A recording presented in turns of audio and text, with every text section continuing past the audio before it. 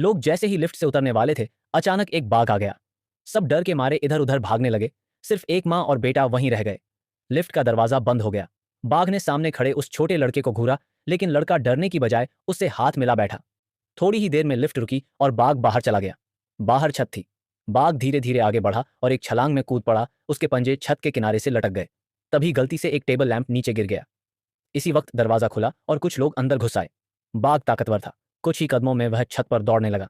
जैसे ही वह एक ऊंचाई पर चढ़ा, सुरक्षाकर्मियों ने उस पर हमला कर दिया, लेकिन उसने उन्हें पछाड़ दिया और एक बीम पकड़ ली।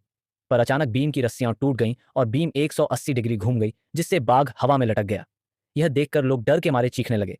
बाघ ने अपने पंजे और पैरों से जोर लगाया और किसी तरह ऊपर चढ़ गया, लेकिन अभी वह ठीक से सांस भी नहीं ले पाया था कि एक और रस्सी टूट गई, जिससे वह फिर से फिसलने लगा। इसी समय एक गर्म हवा का गुब्बारा वहां आया, जिसमें उसका मालिक बैठा था। बाघ जैसे ही कूदने वाला था, फिर से एक रस्सी टूट गई।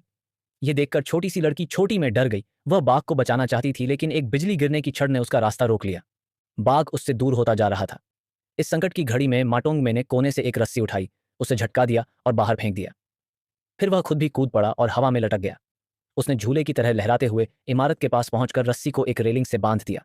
तभी फिर से एक रस्सी टूट गई और बाघ नीचे गिरने लगा, लेकिन वह फिर से अपने पंजों से किनारे को पकड़ने में सफल रहा। वह ऊपर चढ़ना चाहता था, पर बीम बार बार हिल रही थी। स्थिति नाजुक होती जा रही थी। तभी छोटी में जोर से गाने लगी, मैं तुम्हें गले लगाऊंगी ताकि तुम्हें कोई चोट न लगे।